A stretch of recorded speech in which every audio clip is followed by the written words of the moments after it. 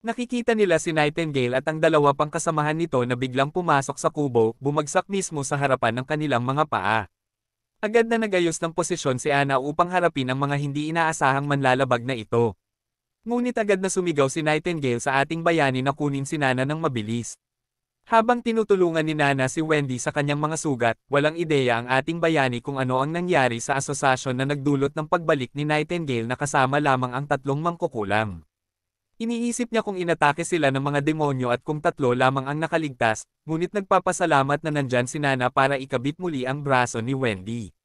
Biglang lumitaw si Lightning mula sa klinika. Mabilis na tinanong ng prinsipe kung nasaktan din siya. Pinasiguro ni Lightning na hindi siya nasaktan at binanggit kung gaano kabuti ang prinsipe, na talagang nagmamalasakit sa mga mangkukulam, tulad ng sinabi ni Nightingale. Inamin niya na noong una, hindi siya naniniwala, tulad ng ibang mga kasapi ng asosasyon. Biro pa niya na puno ng mga kakatwang tao ang mundo, kaya't hindi na nakapagtataka na may prinsipe na tulad niya. Hindi natuwa ang prinsipe na tawaging kakatwa, kaya nag-ikot lang siya ng mata. Sa puntong iyon, napagtanto ng prinsipe na hindi pala inatake ang asosasyon. Dito nagsimulang ipaliwanag ni Lightning ang buong sitwasyon, at nilinaw na hindi sila inatake. Nasaktan si Wendy ng sarili nilang guro na si Kara, at ipinaliwanag pa kung paano sila napunta roon. Nang sumapit ang gabi, bumalik si Prinsipe Roland sa kanyang silid, ngunit nagulat siya nang makita si Nightingale na nakahiga sa kanyang kama suot ang kanyang pantulog. Nagulat ang prinsipe, marahil iniisip na may masamang balak si Nightingale. Biglang tumayo si Nightingale at naglakad patungo sa kanya, na nagdulot ng takot sa prinsipe at napapako siya sa pinto. Nagmamadali niyang sinabi na dapat magpahinga si Nightingale hanggat kailangan niya. Ngunit tumayo si Nightingale at lumuhad sa harap ng prinsipe. Sa isang seryosong sandali, si Veronica Gillan, kilala rin bilang Nightingale, ay opisyal na nanumpa ng katapatan sa kanya. Ipinangako niyang susunod sa mga utos niya at mananatili sa kanyang tabi sa labanan, harapin man nila ang mga demonyo o anumang iba pa, hanggang sa kanyang huling hininga. Hindi na ito ikinagulat ng ating bayani, lalo na't nabigo si Nightingale sa asosasyon, kaya lumapit siya para humingi ng tulong para sa kinabukasan ng mga mangkukulam. Walang pag-aalinlangan, kinuha niya ang espada mula sa mga kamay ni Nightingale at opisyal siyang ginawang kanang kamay ng prinsipe. Tinanong ng prinsipe kung totoong pangalan niya ang Veronica, at tumango si Nightingale, na nagsasabing wala ng dahilan upang itago ito sa kanya. Sunod, sinabi ng prinsipe na hindi niya siya pababayaan. Kinukumusta natin si Wendy, na inalok ng kontrata. Sinabi ng ating bayani sa kanya na manatili sa bayan sa hangganan at magtrabaho para sa kanya. Kung payag siya, maaari na niyang pirmahan ang kontrata, na nangangakong mabuting bayad para sa kanyang trabaho. Ibinunyag din niya ang isang paraan na natuklasan niya kung saan maaaring dumaan ang mga mangkukulam sa kanilang pagkakabukod ng hindi nakararanas ng sakit. Lubos na ikinagulat ng mga bagong mangkukulam ang balita. Paglabas nila, inamin ng ating bayani na hinala lang niya iyon, at ipinaliwanag na ang mga mangkukulam ay parang mga sisidlan ng mahika, at habang tumatanda sila, dama-dami ang kanilang mahika hanggang sa umapaw ito sa panahon ng kanilang pagkakabukod, at sumalakay sa kanilang mga katawan. Binanggit niya si Ana bilang halimbawa ng isang taong nakaligtas dito.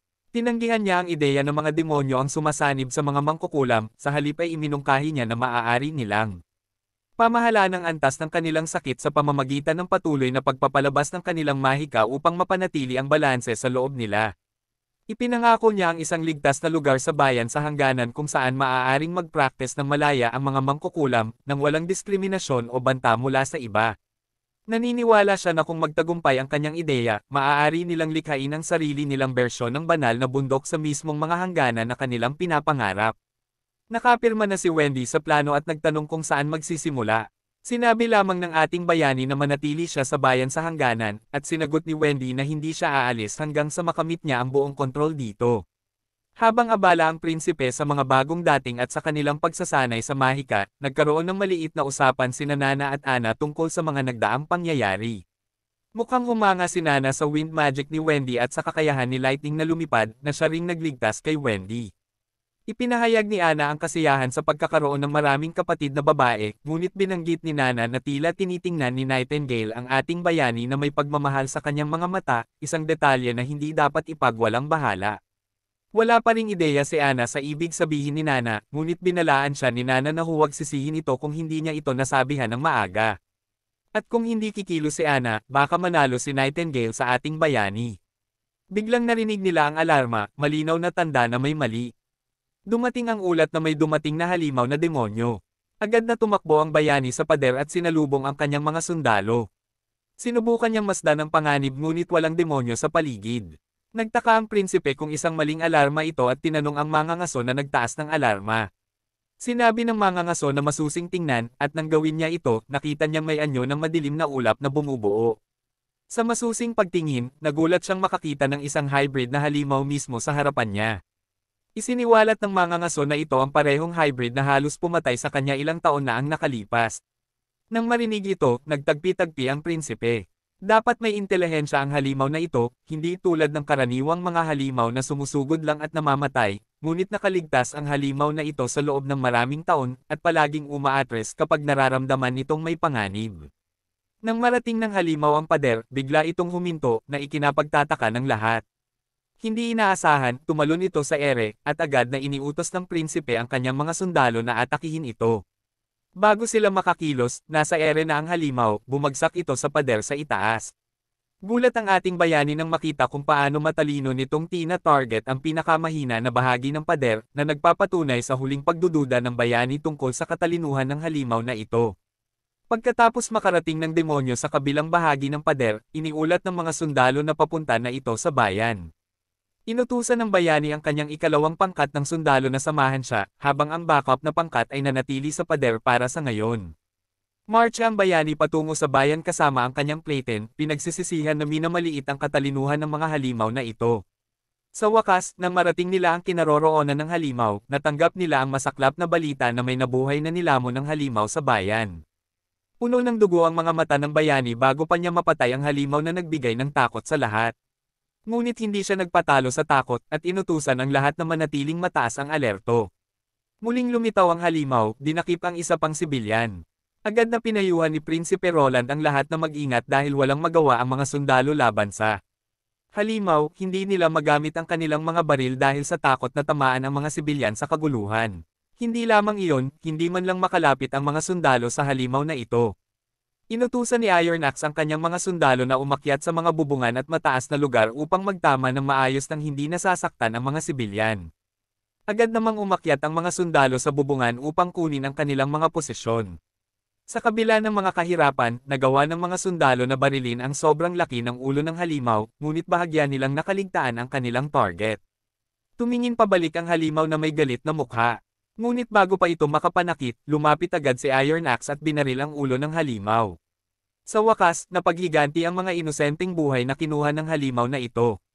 Sa Hermes Perimeter, hilaga ng Grey Castle, isang higanteng nilalang na nag-mutate ang gumagapang papunta sa matayog na pader.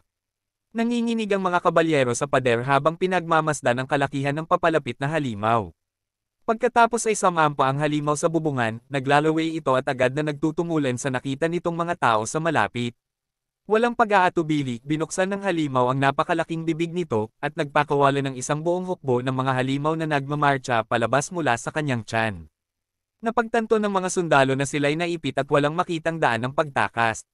Sa kabila nito, agad silang tumakbo sa kabilang direksyon habang ang isang nilalang sa himpapawid ay patuloy na sumusunod sa mga sundalo. Sa huli, nang makarating sila sa hilagang pader ng loob ng lungsod, natagpuan nila ang kanilang sarili na naghihintay na mabuksan ang tarangkahan. Ibinunyag ng babae sa amin na ang buong panlabas na lungsod ay winasak ng mga halimaw. Kailangan nilang ipagtanggol ang simbahan, ngunit sa iilang sundalo at mga halimaw na nasa kanilang likuran. Tila isang mahirap na labanan ang nakaharap. Ngunit pagkatapos ay inilabas ng babae ang isang pulang pildores at inutusan ang mga sundalo na inumin ito at lipulin ang kalaban. Walang pag-aalinlangan, sinunod ng mga sundalo ang kanyang utos. Habang nilulunok nila ang pildores, naramdaman nila ang isang malakas na enerhiyang dumadaloy sa kanilang katawan, na nagbigay lakas sa kanila na sumulong. Handa na silang lumaban laban sa mga halimaw. Bago pa masawi ang mga hanggal na sundalo sa mga halimaw na iyon, bumagsak na ang tarangkahan, at lumabas ang isang taong mayabang. Ipinahayag niya ang sarili bilang bahagi ng hukbong hatol at inutusan ng lahat na magbigay daan. Ang mga sundalo ay nakabihis ng matibay na armor mula ulo hanggang paa, na tila mga elite knights. Naguguluhan ang babae sa biglaang pagdating ng tinatawag na hukbong hatol, na walang kaalaman kung sino ang mga ito. Ngunit nagdududa siya na kayang talunin ng simpleng tao ang mga hybrid na halimaw. Ngunit mukhang malalaman natin kung ang mga sundalong ito ay puro salita lang. O kung sila'y may kakayahan. Habang maghaharap ang halimaw at ang hukbo ng hatol, biglang sumalakay ang nilalang mula sa langit. Isa sa mga kabalyero sa lupa ay agad na hinawakan ang napakalaking matalim na mga kuko nito. At ang isa pang kabalyero ay pumwesto at pinakawalan ng isang sibat na may bilis na tulad sa Diyos. Tinamaan ang halimaw sa mismong ulo. Namangha ang babae sa bilis at lakas ng mga sundalo, na kayang tapatan ang lakas ng mga hybrids. Habang ang mga magigiting na kabalyero ay nagdudulot ng kapahamakan sa mga halimaw, lumipat ang eksena sa isang spire ng simbahan. Sa balkonahe, makikita natin ang tatlong arsobispo gamit ang teleskopyo upang obserbahan ang hukbong hatol. Nang makita ang mga patay na halimaw sa lupa, tila nasisiyahan silang makita na ang kanilang hukbo ay tila nananalo laban sa mga halimaw. Umiiling si Arsobispo Typhoon, napapansin na ang pinakamasamang bahagi ng labanan ay ang ganap na pagkawasak ng mga reinforcement armies na ipinadala ng apat na dakilang kaharian. Humalaklak si Arsobispo Heather bilang pagsang-ayon, na nagpapahayag ng komento na ang mga kaharian ay nagpadala ng libu-libong sundalo na nauwi lamang bilang simpleng cannon fodder. Tila nasisiyahan siya na tinitingnan ito bilang patunay na ang mga depensa sa hangganan ng mga kaharian ay hindi maihahambing sa makapangyarihang hukbong hatol ng simbahan. Gayunpaman, may isang pangatlong individual na sumingit, na itinuro ang malaking sakripisyo ng paggamit ng napakaraming pildores sa proseso. At ang pagkawala ng malaking bahagi ng hukbong hukuman na siyang bumubuo sa pinakadawa ng kapangyarihan ng simbahan. Nanggigil si Typhoon na pinipilit na wala silang ibang pagpipilian. Dahil ang mga halimaw sa kagubatan ay lumitaw eksakto tulad ng nakasaad sa Biblia. Binalaan niya na mabilis na nauubos ang oras at maliban na lang kung magkaisa at pagsamasamahin ng kontinente ang kanilang lakas. Haharapin nilang lahat ang pagkawasak. Muling humalaklak ang mapagmataas na babae, sinasabi na ang mga tao ay halos mga halimaw. Nagumagawa ng kakilakilabot na mga gawa tulad ng mga demonyo, kaya marahil ang paglipol sa sangkatauhan ay hindi masamang ideya. Lubos itong kinagalit ng matandang lalaki na sinabihan siya na tigilan na ang pagsasalita ng mga kalapastanganan at tumigil sa pagsuwi sa kalooban ng Diyos. Ngunit binaliwala lamang ito ng babae na may isa pang mapang-asar na komento, na sinasabing hindi kailanman ipinangako ng Diyos na mabubuhay ang sangkatauhan, at higit pang hinamon ang matandang lalaki. Tinanong kung sigurado siyang mas mahalaga ang tao kaysa sa mga demonyo sa mata ng Diyos. Mas lalo pang nagalit ang matanda, ngunit nanatiling tahimik. Marahil dahil sa kaibuturan, alam niyang may katotohanan sa sinasabi ng babae. Well, kahit si Arsobispo Maine ay iniisip din ang kaparehong bagay sa babae, ngunit sigurado rin siya na ang Diyos ay pabor lamang. Sa mga magwawagi, balik sa bayan sa hangganan, inilibing na nila ang namatay na sundalo. Kinolekta ng ating bayani ang atensyon ng lahat at inihayag na sila ay narito upang ipagluksa si Ginoong Agi mula sa ikalawang dibisyon ng hukbong sibilyan. Nagpatuloy ang prinsipe sa karaniwang talumpati tungkol sa kabayanihan ng tao sa pagsasakripisyo ng kanyang buhay, upang iligtas ang kanilang bayan sa huling pamamaalam habang tinatakpan ang kanyang libingan ng putik. Lubos na naantig si Chief Knight Carter sa mapagmalasakit na kilos ng ating bayani, napapansin na hindi pa niya nakita. Ang isang taong may dugong bugaw na nagpakita ng ganoong respeto sa mga karaniwang tao na hindi niya kilala ang pangalan.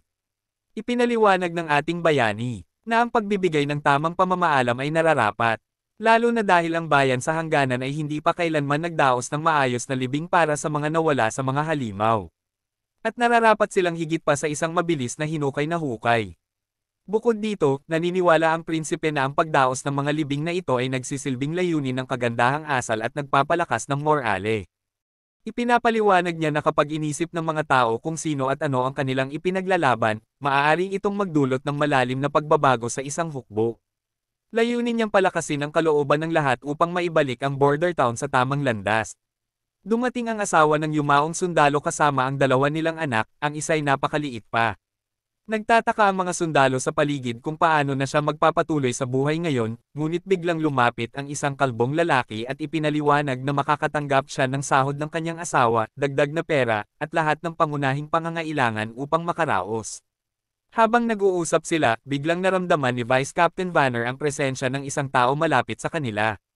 Tinanong ng kalbong lalaki kung may problema, at sinabi ni Vanner na pakiramdam niya ay may tao sa paligid, ngunit binaliwala ito at sinabing baka iniisip lang niya iyon. Balik sa cottage kung saan ginagawa ang semento, kinausap ng ating bayani si Ana at tinanong kung kumusta na ang paggawa ng mga bar aisles para sa mga blunderbuss na baril.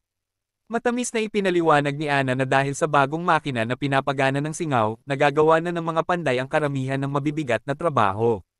Samantala, si Lightning ay patuloy na nagbabalikwa sa mga pader gaya ng dati, labis na sabik sa mga bagong bagay. Binabahan niya ng napakaraming tanong ang mga pobreng panday na halos hindi na sila makasabay. Matagal nang nagtaka ang prinsipe kung bakit hindi niya nakikita si Lightning kamakailan, at mukhang ngayon lang niya nalaman kung bakit. Mukhang may panibagong proyekto ang ating bayani para kay Ana. Ipinakita niya ang magaspang na sketch ng isang 12 pound na baril na karaniwang isang higanteng sandata para sa mga mananakop.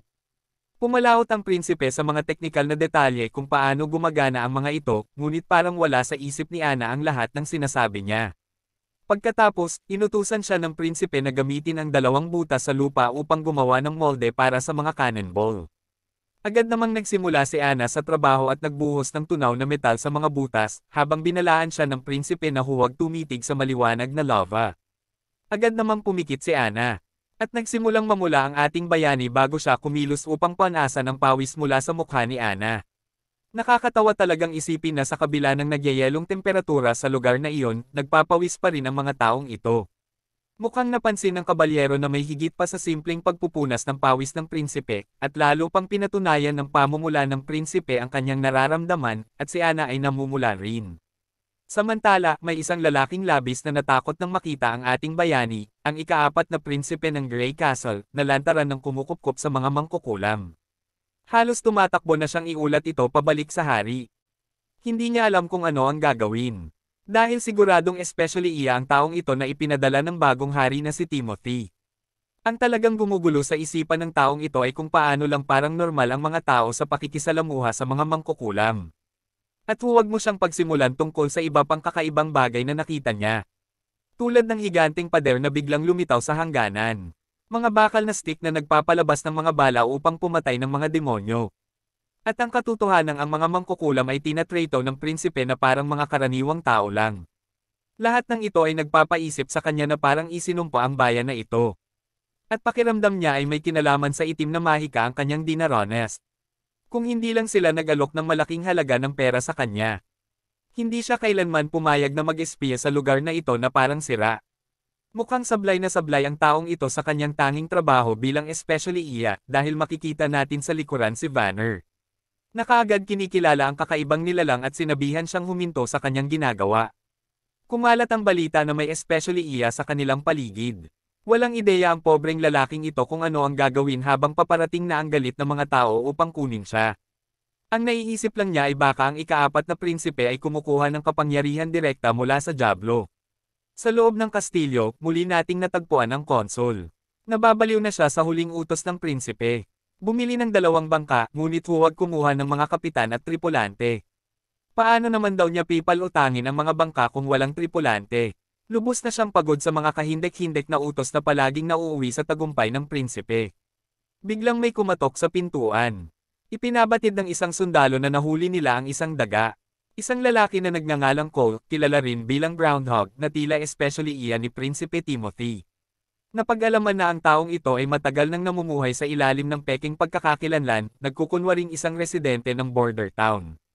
Natagpuan nila ang isang liham at pera sa kanya, ngunit patuloy pa rin siyang iniimbestigahan para sa karagdagang impormasyon. Inutusan ng matandang lalaki na pilitin ang lahat ng posibleng impormasyon mula sa kanya at patayin siya kaagad. Pagkatapos, mukhang hindi natataranta ang matandang lalaki dahil ito na ang pang-4 na especially iya na kanilang natuklasan. Nakita na ng ating matalinong prinsipe na mas maraming especially iya ang darating, kaya inutusan niya ang matandang lalaki na ipahayag na may mga tao sa border town na nagtatangkang sirain ang kanilang reserbang pagkain. Inutusan niya ang lahat na magmasid sa sinumang kumikilos ng kainahinala, at nangako ng gantimpala sa sinumang makahuli ng especially iya. Palaging nagugulat ang matandang lalaki sa matalino at tusong mga desisyon ng ating bayani. Tinuturing niya ang prinsipe bilang isang demonyo na hindi natatakot kahit sa bato ng banal na paghatol. Balik sa kabisera ng Grey Castle, inusisa ni Timothy ang mga royal decrees na ipinadala niya sa kanyang mga kapatid, ngunit wala pa ring tumutugon. Isang tauhan niya ang nagulat na nagpadala ng tugon ng ikaapat na prinsipe, na nagsasabing babalik siya pagkatapos ng mga buwan ng mga demonyo at kapag ligtas na ang kanyang mga tao. Ipinapahiwatig ng ulat na kinikilala pa rin ni Prinsipe Roland si Timothy bilang prinsipe, hindi bilang hari. Tinuturing ni Timothy ang ating bayani na isang hanggal sa pagtutol sa kanya, lalo na't balak pa sana niyang alokan ito ng lupa at komportableng pamumuhay. Binaliwala niya si Roland bilang isang kakaibang tao at tinanong ang kanyang tauhan kung may natanggap na silang tugon mula sa ikatlo at ikalimang prinsesa. Ibinunyag ng tauhan na ang ikatlong prinsesa ay nawala sa lungsod kasama ang kanyang butler at dalawang tagapaglingkod, at hindi pa rin sila natatagpuan hanggang ngayon. Nag-facepalm ang prinsipe sa pagkadismaya dahil hindi niya nais na madamay ang kanyang kapatid sa kabila ng anumang personal na alitan. Pagkatapos, inusisan niya tungkol kay Garcia Wimbledon, ang matigas ang ulong pirata. Bago pa man makapagsalita ang miyembro ng konseho, inutusan siya ni Timothy na agawin ang kanyang waterport at pilit na dalhin siya pabalik sa kabisera. Eksaktong sa tamang oras, dumating ang isang kabalyero at nagmamadaling iniulat na natalo ni Garcia Wimbledon si Duque Joseph Scarl sa timog na hangganan at nakuha ang buong kontrol ng Hawk City.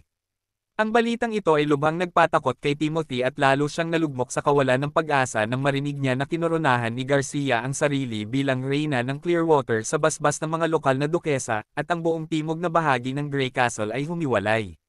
Sa susunod na eksena, naroon tayo sa tabi ng ilog sa timog ng border town, kung saan ang ating mga pangunahing kapitan ay binabaklas ang kanya na kanilang pinagtulungang buuin. Parehong pagod na pagod ang mga ito at nagrereklamo sa kanilang boss na masyadong mabigat ang bagay na ito. Tinanong ng punong kabalyero kung bakit siya ang napiling magbantay sa higanteng ito dahil wala namang makakapagpatakbo nito, lalo na ang magnakaw. Napabuntong hininga na lang ang ating bayani at ipinaliwanag na hindi lang ito isang bagay, ito ay isang obra maestra na ginawa ng dugo, pawis, at bakal. Nagtataka siya kung bakit hindi makita ng iba ang kagandahan nito gaya ng nakikita niya.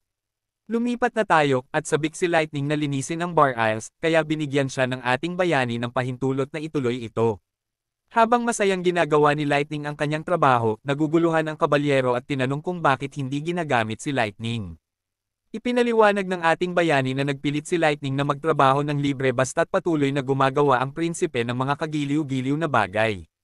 Ang kailangan lang niya ay pagkain at damit, at hindi tinanggihan ng prinsipe ang ganitong klaseng kasunduan.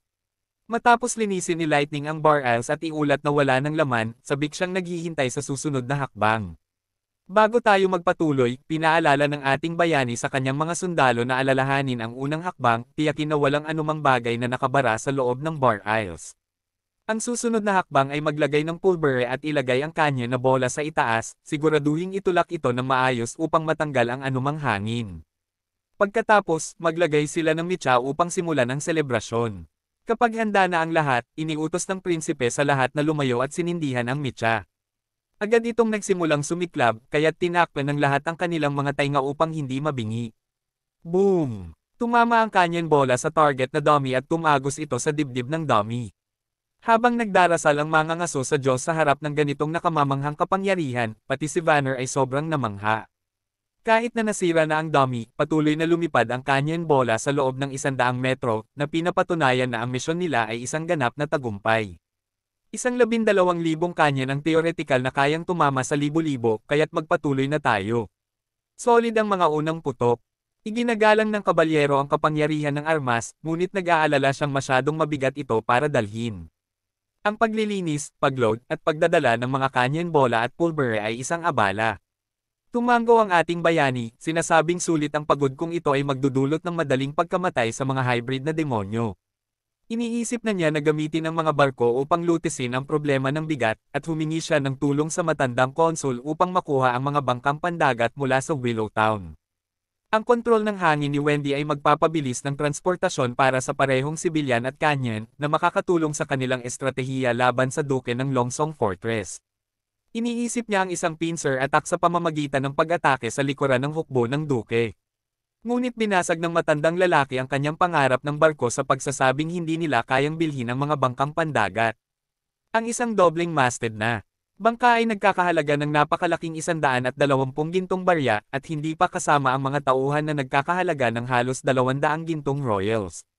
Kahit na gamitin nila ang lahat ng 315 gintong barya na mayroon sila sa kaban ng bayan, makukuha lang nila ang mga bangka na walang natitira para sa sweldo ng hukbong sibilyan sa susunod na buwan. Pabalik sa opisina, patuloy na nakikipagtalo ang ating bayani sa matandang matigas ang ulo na hindi niya kailangan ng tauhan. Ngunit iginiit ng matanda na ganito ang kalakaran sa Willowtown. Ang mga bangka ay kasama na ang mga tauhan. Kung gusto niya ng bangka, kailangan niyang kunin ang mga ito. Ngunit biglang naisip ng prinsipe ang isang matalinong ideya na bumili ng bangka mula sa ibang bayan. Ngunit muli siyang pinigilan ng matanda na sinasabing ang lahat ng mga pangunahing pantalan ay masyadong malayo at mangangailangan ng malaking halaga upang dalhin ang mga bangka rito sa border town. Ngunit pagkatapos ay naisip ng ating bayani ang isang baliw na ideya. Bakit hindi na lang sila gumawa ng sariling bangka? Sinabi niya na hindi nila kailangan ng anumang magarbo basta't may lumulutang, si Wendy na ang bahala sa pagpapatakbo. Isang simpleng bangka na may patag na ilalim ay sapat na. Ngunit muling nagbigay ng problema ang matandang nagmamando sa kanya. Ang duke ng Longsong Fortress ay inihahanda na ang pangunahing istruktura ng bangka. Nang makita ni Lightning ang higanteng bagay, nagbiro siya na parang isang napakalaking bathtub na angkop para sa marangyang paliguan ng hari. Tumawa ang ating bayani at itinama siya, sinasabing barko ang kanilang ginagawa, hindi bathtub. Ngunit nananatiling may pagdududa si Lightning. Para sa kanya, hindi ito mukhang barko gaya ng mga nakita na niya. Habang sila'y nagtatawanan, masaya si Wendy na magkasundo sina Lightning at ang ating prinsipe. Sinabi ni Nightingale na ang pagkakasundo sa iba ay likas kay Lightning. Ganoon na siya kaliksi noong mga araw pa sa asosasyon. Ngunit ang pagbanggit sa asosasyon ay biglang nagpapalungkot kay Wendy dahil nag-aalala siya sa kaligtasan ng kanyang mga kapatid. Sa kabundukan, nakikita natin ang mga mangkukulam na nagmamarcha pababa. Habang naglalakad, isang kapatid ang nagbigay alam tungkol sa presensya ng mga demonyo. Agad na sinabihan ng guro si Lady Leaf na ay lapag siya at tulungan ng iba. Maingat na inilapag ni Lady Leaf ang kanyang sugatang guro sa lupa. Habang papalapit ang mga halimaw, nagtungo ang mga mangkukulam upang harapin sila. Samantala, sinisisi ng guro si Nightingale sa kanilang kalagayan at nangakong maghihiganti sa sandaling matagpuan niya ang banal na bundok at makakalap pa ng maraming mangkukulam. Hindi niya rin nakakalimutan si Wendy at Lightning na naramdaman niyang nagtaksil sa kanila. Nang tumalon ang mga halimaw patungo sa kanila, ginamit ni Lady Leaf ang kanyang mahika upang magpatawag ng mga ugat na kumapit sa mga halimaw, habang si Zephyr, isa pang mangkukulam, ay sinipsip ang hangin sa kanilang mga baga. Ang pagkakita sa mga batang babae na pinapabagsak ang mga halimaw ay nagdulot ng ngiti sa mukha ng guro. Sigurado siya na sa kanilang pinagsamang lakas, pababagsakin nila ang simbahan sa sandaling marating nila ang banal na bundok. Nagdesisyon ang guro na magpahinga muna rito, ngunit bigla siyang nabigla sa kanyang nakita. Nagtanong siya kung ito ba ay ang banal na bundok. Sa kanilang harapan, tumayo ang mga istrukturang kasing taas ng langit na hindi maaaring gawin ng mga tao. Ang tanawin ay nagdala ng malaking ngiti sa mukha ng guro dahil naniniwala siyang natagpuan na nila ang banal na bundok. Gayunpaman, hindi kumbinsido ang iba. Ayon sa lahat ng mga aklat, ang banal na bundok ay dapat na isang tahimik at masaganang lugar na lubhang kakaiba sa kanilang nakikita.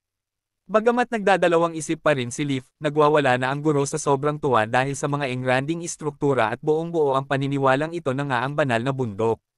Nag-aalang din si Leaf na ay lahad ang kanyang mga pagdududa, naaalala kung ano ang ginawa ng guro kay Nightingale nang tumutol ito.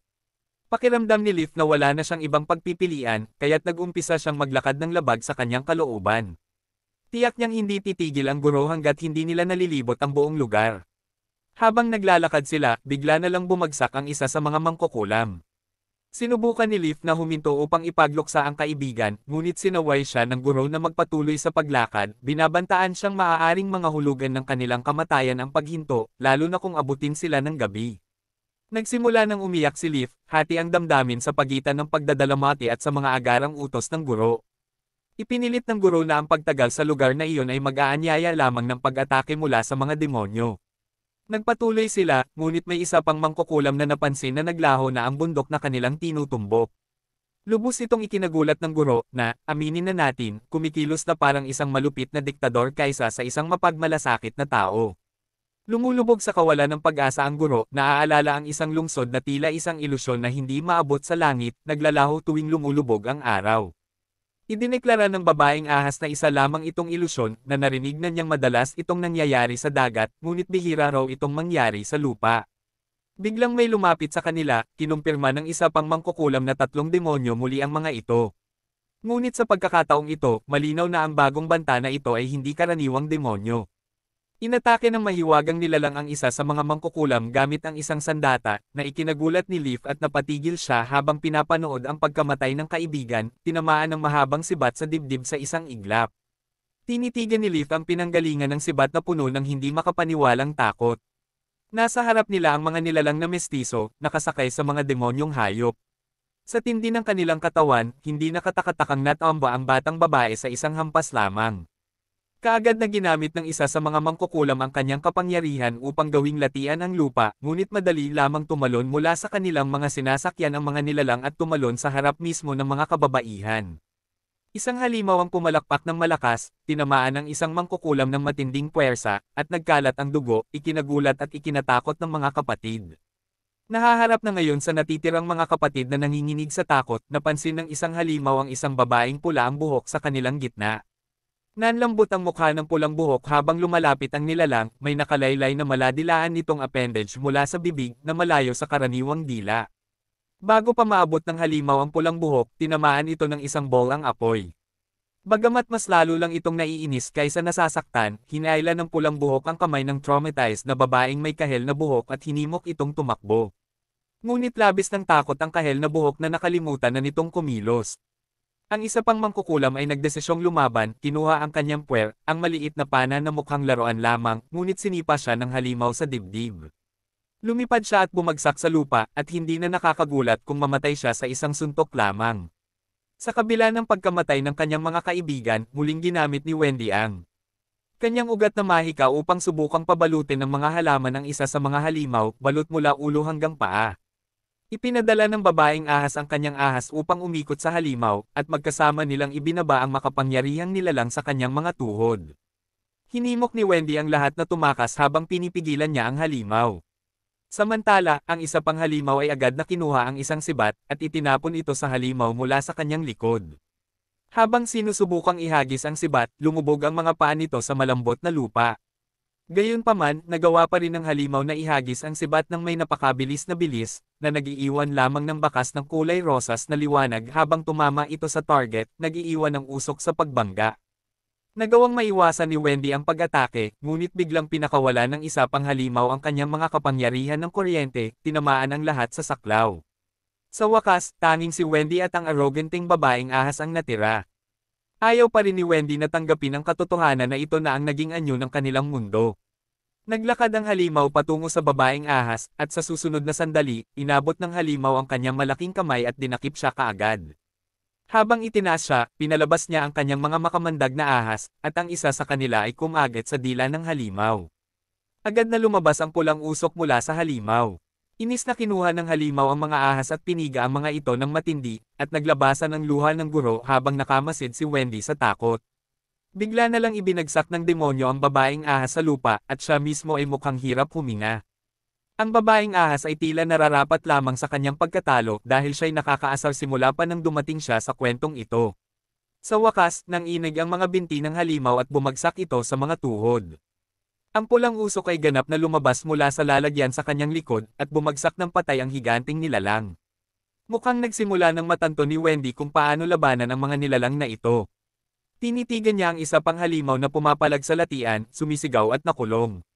Napansin niya ang kakaibang appendage na iyon at humulaan na maaari itong maging isang ahas. Nilakasan niya ang loob, nagmamadaling lumapit sa kanyang natumbang kapatid, at kinuha ang kanyang pana. May determinasyon sa kanyang mga mata, inasinta niya ng diretso ang appendage, sumigaw habang pinakawalan ng palaso, determinado siyang ipaghiganti ang mga nasawing kapatid. Nang tumama ang palaso, nagsimulang umagos ang pulang usok, hudyat ng kanyang tagumpay. Ibinasura niya ang pana, at bumagsak si Wendy sa kanyang mga tuhod ng mabigat ang kalooban. Nagpatuloy sa paglabas ng pulang likido ang halimaw habang nakapaligid ang mga bangkay ng kanyang mga kapatid. Damaloy ang luha sa kanyang mukha, at ang kanyang mga paghikbi ay umalingaw-ngaw sa katahimikan matapos ang lahat ng nangyari.